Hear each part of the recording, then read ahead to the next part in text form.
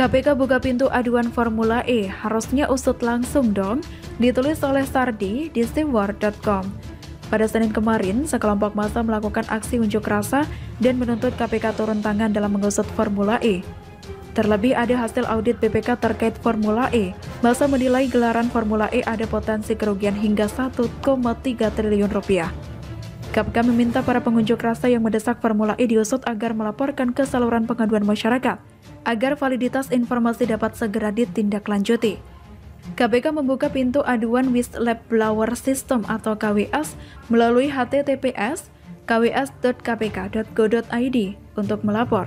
PLT juru bicara KPK Ali Fikri memastikan identitas pelapor akan dilindungi. Ali menyoroti kerumunan massa pendemo. Dia mengingatkan saat ini Jakarta masih PPKM level 3 dan dilarang ada kerumunan.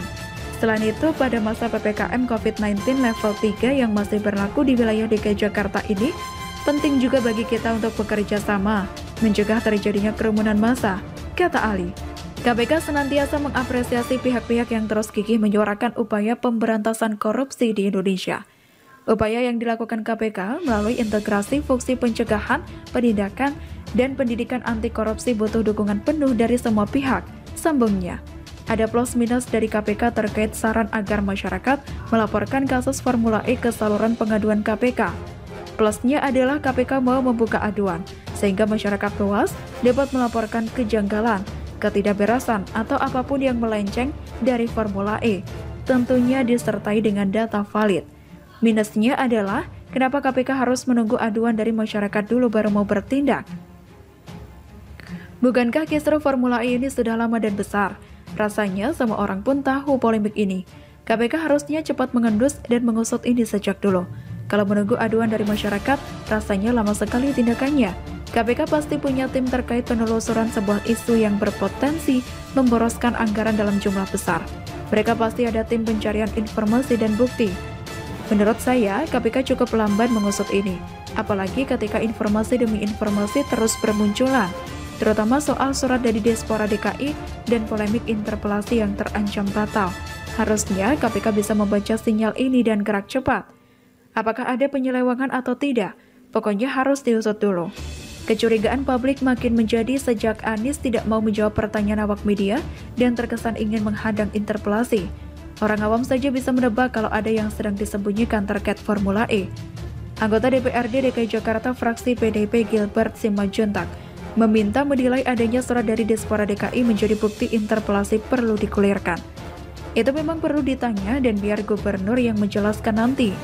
Dengan adanya hal ini, maka semakin memperkuat dorongan untuk mewujudkan interpelasi, kata Gilbert. Dia menjelaskan ada yang aneh dalam pembayaran komitmen fee.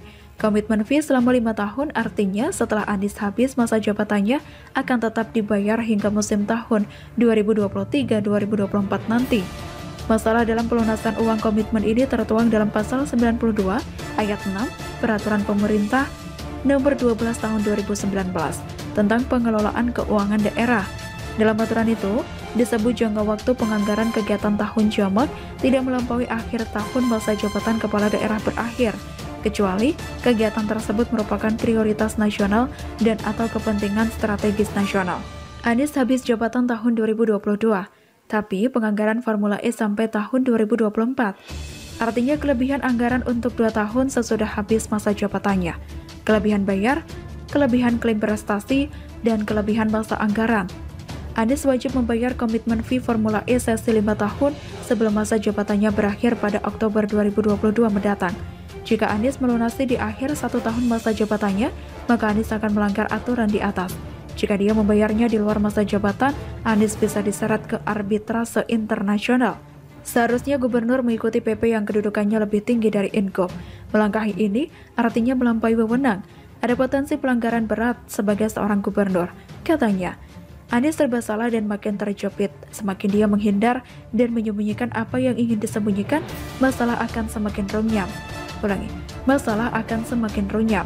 Wajar saja Anies tidak pernah mau menjawab pertanyaan soal Formula E. Dia tahu apapun pertanyaannya, dia bakal terjepit. Dia tahu apapun pertanyaannya, dia bakal terjepit. Tapi tenang, ada Wagub DKI yang bisa jadi tameng. Bagaimana menurut Anda? FPI sudah dihancurkan. Kapan PA212 menyusul? Ditulis oleh Argo Javiras di Steward.com. Saat ini NKRI telah mencatat sejarah baru bagi anak cucu kita. Ormas terlarang FPI sudah dihancurkan negara. Kita semua patut bersyukur kehadirat Allah. Sudah 3 organisasi terlarang berbasis Islam garis keras yang dihancurkan oleh pemerintah karena berani-beraninya menolak 4 pilar kebangsaan. Ketiga organisasi tersebut yaitu DI atau TII, HTI, dan FPI. Kalau dulu DI TII melakukan pemberontakan dengan angkat senjata melawan pemerintah yang sah dan konstitusional sehingga dibasmi tanpa ampun. Maka di era new normal milenial ini, HTI dan FPI dihancurkan dengan gerakan senyap sekalipun prosesnya panjang. Setelah ormas terlarang FPI dihancurkan, pertanyaan saya dan tentunya juga pertanyaan mayoritas besar rakyat di negara ini yang masih waras, kapan PA212 itu menyusul? PA212 adalah cabang FPI yang dibentuk dengan spirit yang sama dengan perjuangan FPI. Hingga kini mereka masih berkeliaran bebas dan akan terus melakukan perlawanan secara terbuka dan frontal terhadap pemerintah yang sah dan juga konstitusional. Apapun intrik mereka selama ini, Persatuan Alumni 212 atau PA212 ini adalah organisasi kepanjangannya sayap kanan FPI. Tak ada bedanya dengan HTI maupun FPI, 11-12. Bahkan bisa dibilang, PA212 justru lebih berbahaya dari FPI.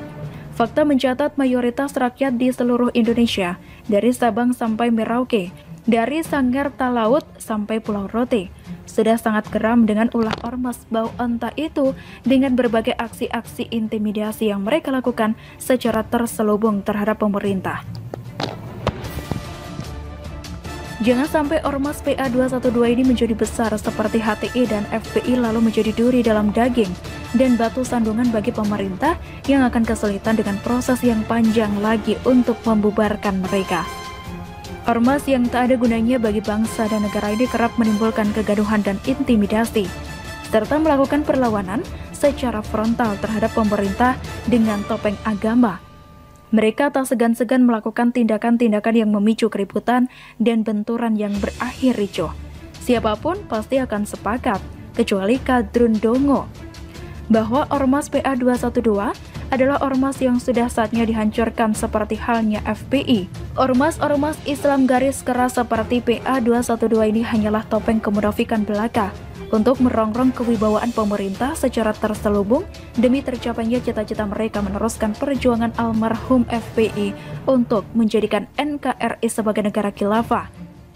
Sekalipun ada dasarnya kebebasan berkumpul, berserikat, dan mengeluarkan pendapat itu dilindungi negara, sebagaimana diatur dalam pasal 28E Undang-Undang 1945. Namun itu tak berlaku terhadap ormas yang berbahaya bagi 4 pilar kebangsaan yang diusung oleh negara ini. Lihat saja berbagai aksi-aksi mereka selama ini yang kerap melecehkan wibawa pemerintah dan merongrong kedaulatan negara secara terang-terangan. PA212 ancam kepung MPR juga amandemen Undang-Undang Dasar 1945 dilakukan. Sindir Jokowi 3 periode, PA212, dia merasa sukses dengan kezalimannya. Ketum PA212 ajak pecinta Habib Rizik Syihab jihad. Sembako Jokowi bikin warga berkerumun hingga masuk got. PA212 pakai hukum suka-suka dia. Jokowi minta dikritik masyarakat. PA212 jebakan sadis. Masa PA212 unjuk aksi bela diri di apel siaga ganyang komunis. Ketua PA212, sangat disayangkan Indonesia punya presiden model begini. Mobil komando PA212 berupaya masuk blokade. Ricuh sempat pecah. Ijtima Ulama 4, PA212 sebut NKRI bersyariah berdasar Pancasila. Memaksa masuk, pendemo PA212 terlibat keributan dengan polisi. Dan masih banyak lagi, aksi-aksi mereka sebagai bukti sahih sudah sepatutnya dihancurkan oleh pemerintah sejak dini sebelum mereka menggurita. Aksi-aksi mereka sudah dalam level berbahaya bagi keutuhan bangsa dan pada titik kulminasi kritis yang harus disikapi oleh pemerintah dengan tegas dan terukur. Selain meresahkan masyarakat, PA212 juga secara terang-terangan merendahkan dan melecehkan martabat serta kewibawaan negara. Artinya, pemerintah tak perlu menunggu para onta itu angkat senjata dan melakukan kudeta. baru dianggap sebagai ancaman. Intinya jangan anggap enteng ormas ini, sebab ancaman terhadap kewibawaan dan kedaulatan negara bukan hanya melalui kontak fisik senjata saja, akan tetapi juga melalui perilaku-perilaku doktrinisasi guna pengembosan terhadap kewibawaan pemerintah, penyebaran paham-paham kekerasan, radikalisme, dan intoleransi yang telah mereka lakukan selama ini dengan meracuni alam bawah sadar rakyat bodoh kurang pendidikan. Seharusnya sudah saatnya disikapi dengan serius oleh negara melalui pasal ancaman terhadap negara. Saya tidak bisa membayangkan kalau PA212 ini di kemudian hari menjadi besar dan menggurita seperti HTI dan FPI dulu. Mereka akan dengan sangat leluasa dan semena-mena mengintimidasi siapa saja yang tak sepaham dengan mereka bertopengkan agama. Fakta sahih kehancuran negara-negara mayoritas Islam di Timur Tengah adalah bukti nyata politik kekuasaan yang dipolitisasi dengan menggunakan topeng agama, sehingga tak ayal lagi mereka terkapar dalam kubangan kotor ambisi yang haus akan kekuasaan. Jangan sampai ini terjadi di NKRI tercinta ini, karena berbagai aksi radikalisme dan intoleransi PA212 selama ini adalah bentuk perlawanan frontal, bukan simbolis lagi terhadap negara. Jadi tunggu apa lagi? Sudah saatnya ormas bau ontai yang anti keberagaman dan 4 pilar kebangsaan itu dihancurkan.